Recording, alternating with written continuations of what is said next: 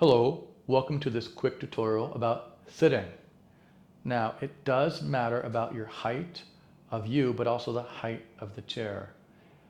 Regardless of who you are, what height, the higher the chair, the easier it is and the better long term it is for you to sit up nice and tall. Things that you're looking for when you sit, your knee joint should be below your hip joint. So the slope from your hip down towards your knee. The higher your knee goes, the harder it is to sit vertical comfortably long term. Now, what does that mean, vertical comfortable? Vertical means that your spine is one long line generally from your ear, shoulder, rib to hip. Now your spine has curves in it, but those curves line up with a plumb line, like a caduceus kind of, right?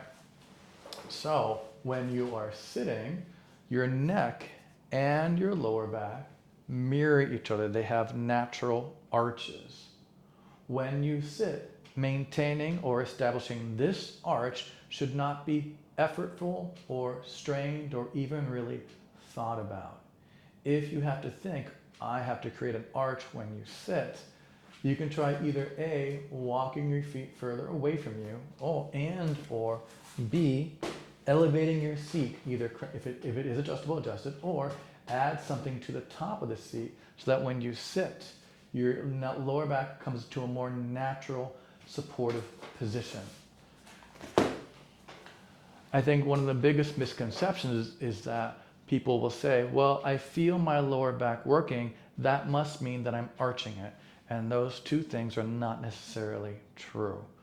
One thing you can do for yourself, regardless of how you feel, is when you're sitting, can you arch your lower back and whole spine more easily without effort?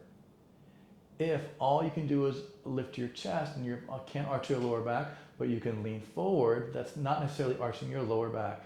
You want to let your heart lift up and arch your lower back. And your lower back is right where your waist is. Visually, it's higher than people are ready for, but that's where it is because the top of your pelvis is below that, and that's not where your lumbar spine is. That's where your sacrum is, right?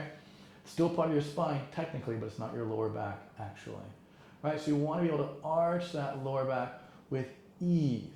That's one way to do a quick and easy test to see if you are sitting up nice and tall. Because again, it's not about, ooh, I'm working really hard to sit here. If you are sitting for a long duration of time, you want to sit with ease and comfort as much as you can. Something else to watch out for, the converse, is if you are elevating your feet so that your knee rises higher and higher and higher, like a squatty potty, right? The principle there is that by elevating your feet, you're lifting your thigh bone higher. That's going to tilt your pelvis naturally, encouraging your lower back to round. And there are specific reasons for that. That is an easy way to demonstrate that the higher your feet are, the harder it is to have a natural arch to your lower back, because it's really difficult to move your lower back without moving your pelvis in a seated position. That's quite challenging. So you've got to be able to get your pelvis and lower back to be in concert so that the lower back has that supportive arch to it. It should not be painful or stressful, but it needs to be there as much as it can, as long as it can, all day. Vertical means you can move anywhere you want it to freely and easily. Sometimes you may feel like, oh, I really feel from like my lower ribs to my back of my neck, I really feel that that is easy to move, but I'm not quite so sure if my lower back can move. If your lower back cannot move freely and hips and pelvis move freely, you are not sitting up tall enough. You need to ask yourself, can I elevate my seat? Can I walk my feet further away from me? Just those two simple adjustments can make a world of difference for you. And again, it's not about feeling work, quote unquote, in any part of your spine, specifically your lower back. It is quite possible to have feelings of work or effort in your lower back and be very much in an unarched position. You could be trying to sit tall all you want, but if your lower leg and pelvis isn't moving, your lower back isn't going to move either. Because we're a closed system, like an amoeba. Everything is connected. It's beautiful, but also challenging at the same time. So those are things to think about. Can your lower back have its natural arch? Can you arch your spine more easily, right? It's easy to lean forward because it's moving the pelvis. You may think that you're arching your lower back, but that may or may not be true. If you can't feel the vertebrae in your lower back by yourself, ask your coworker to help you out there if you can. Ask your friend to help you out. So you can have a sense of, does this arch in my neck, get that feeling to your fingers? Do you feel some sense of similarity to your lower back? Because you can tell on your middle back, the curve goes the other way, right? Where your ribs are, curve is the opposite to your neck and lower back. And that's just something to help you out. Now, another thing to be thoughtful and mindful of is, are you comfortable? So let's, for example, say that you find that position where your knees are below your hips, you have a nice arch, you can arch more, you can move freely. It is really, quote unquote, textbook ideal, but you are not comfortable. Well, that means that you need to make adjustments so that you are comfortable. You can work towards this goal over time, but not if you are uncomfortable. You must find a place that works for you, that has the goal in mind, but more importantly, must be achievable on a minute-to-minute basis. So maybe for you, your knees have to be a little higher off the floor so you don't feel like you have such effort and strain for whatever reason here. Then over time, you can try either lowering your knees, walking feet away, or elevating your seat incrementally to see if there is any difference, just, by making yourself mindful of that goal as a good thing to strive for. When you sit, it's important and essential that your spine can really move.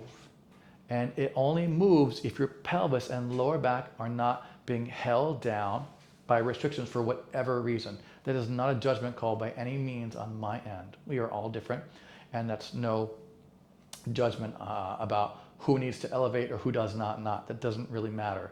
What does matter is, are you listening to your body and you're trying to make yourself as comfortable as you can, because comfort and ease really matter.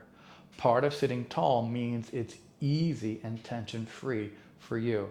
It may not be the textbook ideal. You can always have that as a goal, but for you, how comfortable are you? Can you be comfortable in those positions for long hours? Again, you could have segments of time, like 5 minutes, where you're working on a more ideal place, then take a break from it if it's too much for you, right?